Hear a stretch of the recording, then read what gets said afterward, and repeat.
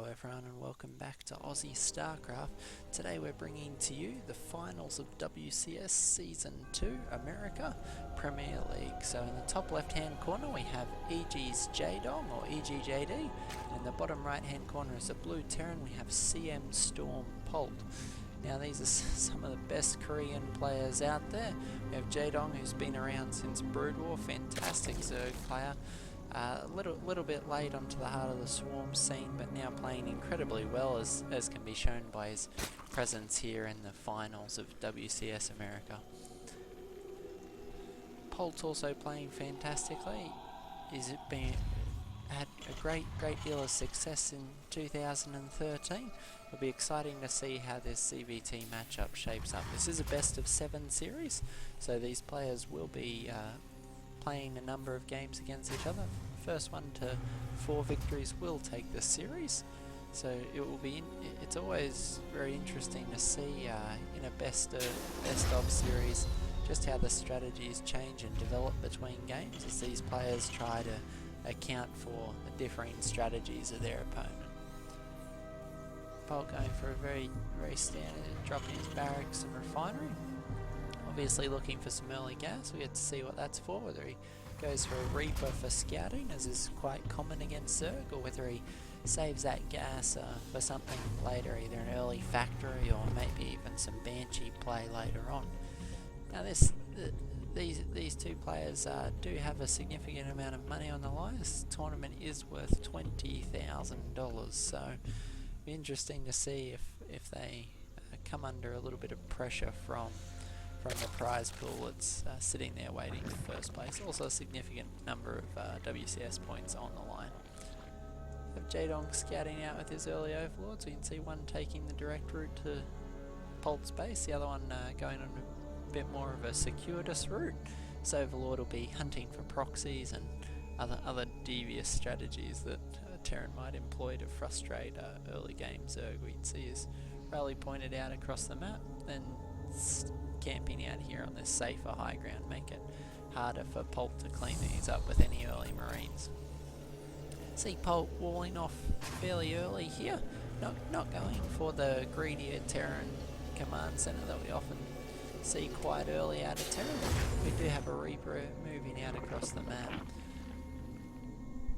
This will be used for some early scouting, maybe some drone harass, just depending on what Jaedong how Jaedong decides to respond. You can see this Reaper with his first scouting overlord, so no surprise to see that we have Jaedong going into gas and looking for, very likely to start his Zergling speed upgrade quite early. Reaper just making a nuisance of himself. No kills as of yet. He'll likely just plug away at these Zerglings. Clean spawning should be enough to drive him back. Won't lose any early drones to this harassment, but Polt will get lots of valuable scouting intel. You can see Polt's following this up with an expansion. Interesting that he's dropped a second Reaper for defense, knowing those Zerglings are out. But a little bit of minor bonus, Reaper's perfectly safe. Knock off both these Zerglings and deny Jaedong any scouting intel in his main. Not up to any crazy shenanigans yet. Polt drops his bunker, swaps it out for the reactor, and drops a bunker on the low ground to help start defending this natural location. See Jaedong playing very carefully against these Reapers, spacing his overlords to see any ledges they might jump up, and of course using some Zerglings on the high ground to make sure he can't spot up and in, jump up and in. Now this is a double height cliff, so you can't actually jump a Reaper up here. Any Reaper will have to make it up onto this ground before he can make it into the main base. Jaedong's got his creep spread going already. He is known for quite an aggressive early game, so I am looking forward to seeing just what he has in store for us. Third base now down this location. A little bit of harassment from Polt with these Hellions. As usual, these will try to do a little bit of creep denial, get some map control and prevent any clumps of Zerglings running by into the main. Polt finishing his wall off with a few supply depots.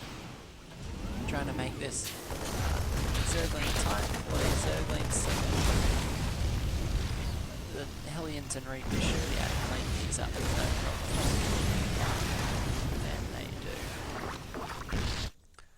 Looking out across the map, you can see Jaedong has quite fantastic vision. These overlords will make it very difficult for any medevacs to sneak around the fringes of the map later on. So Polt is going for quite a nifty Reaper Hellion sort of pressure here at the front of the 8-minute mark. As you can see, Jaedong has very little in the way of units to try and finish off this one. He's down to 3 queens against this one. He's not careful, he's straight into the main, into the extension. The workers lost out. Polt works himself a nice 6 worker kills. Nice to remember excellent control to prevent those Zerglings getting taken out en masse. Only 5 workers killed. If we bring up the units lost tab, you can see quite an even exchange, 800 to 775. So almost no difference here in the game. Something you'd expect in such high level of play here in the finals of WCS. It's excellent control from both Polt and Jaedong.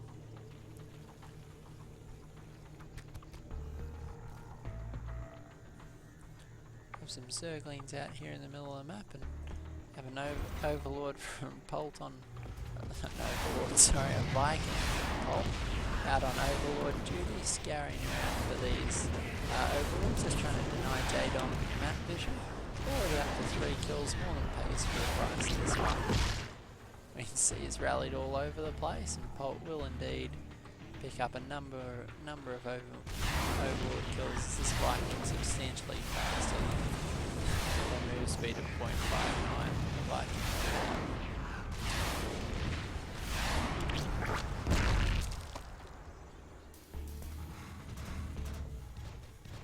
Oh, there it is. Movement speed of 2.75, so we'll be able to chase down and kill one of these overlords all day.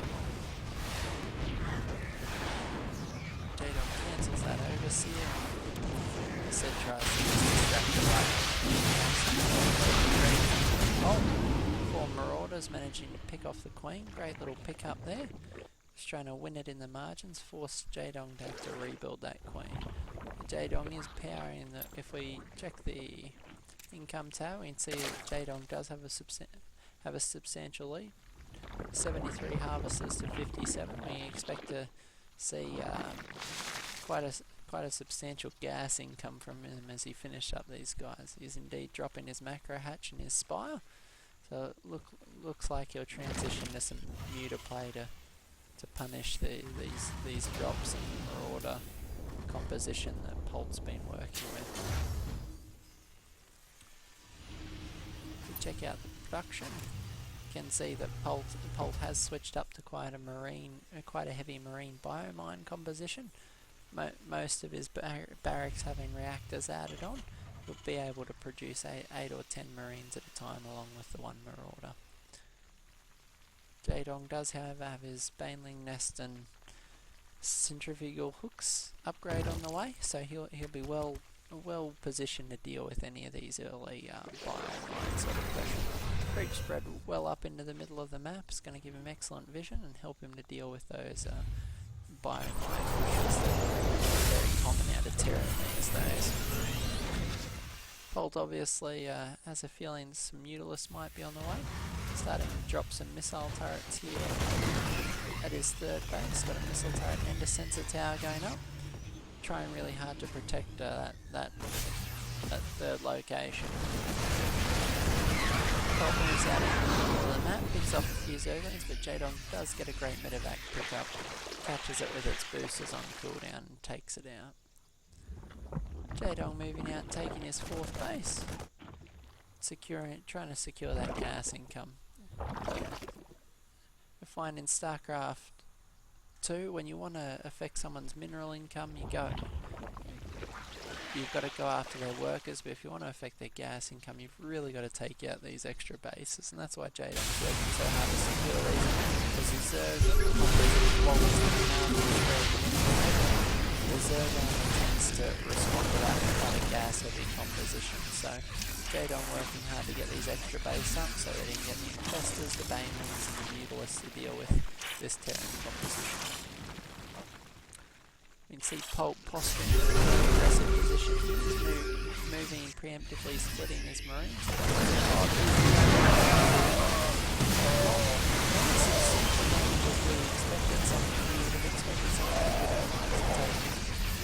Take out masses of Zerglings and quite fortunate detonations in the position of those Zerglings to trigger some friendly fires and orders, and we see Jaedong able to clean this up. Spectacular. More reinforcements on the way to Polt, force Jaedong back to his Zerglings counter for the front line. Zerglings are able to take this damage, but we will turn up some of those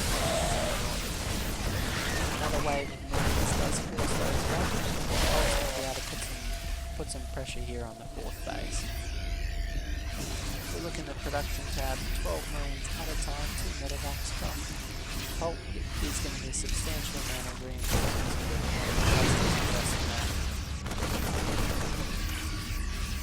It's a very stressful situation here as macro your Zergon Baneling reinforcements, try to balance your composition and get out the forces on the field, not only with this but the later game pressure that you go into the base.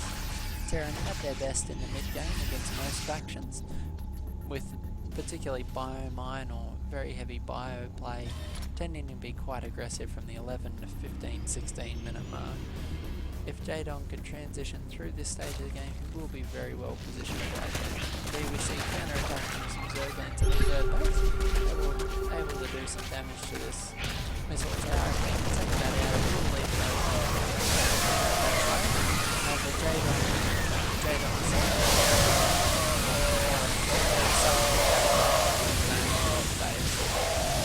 heavy force of Zerglings plans to put that on the smoke walls. We don't have to sort of things to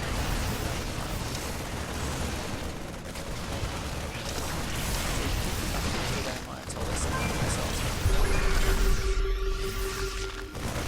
Currently have 2 upgrades to go fast. Upgrades to really not getting the detonations that Polt's looking for. Not getting the detonations, sorry, that Jaedong. Polt will love as many of those low impact detonations as possible. Widowmine's continuing to detonate. Up to 12 kills on this round. It's a sergeant. Promotion to this current pressure really starting to still streaming reinforcements, but he is making substantial headway into this force. You can see his push is gradually getting closer and closer, steady reinforcements. Still unable to move to this base. 3 base, it's currently 4 base to 4 base, which is not where Jaedong wants to be at the moment. As you can see, units lost is substantial. If he can keep up this aggression, this pressure, he will wear Jaedong out of this game. Jaedong trying to go for Titan, well not Titan, plating level 3, get better cost efficiency in the zone. However, you can see that Polt's coming off of the high ground. Some more great detonations of these Widowmines, just able to wear Jaedong. We can see that Polt just continually takes a better position after each engagement. So he takes out the smoke, once again, puts some bombs, gas, as I said earlier, we take out this extra gas, so we'll have a very good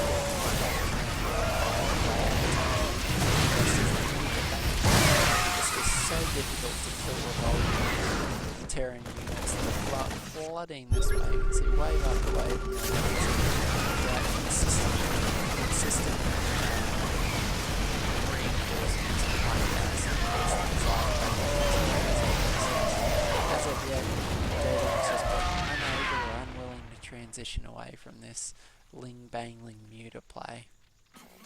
If he could just gain the time in his Mutalisk, he would have been able to do some more substantial damage. But Polt secured against counter, secured against air threats over with the volume of missile turrets he has.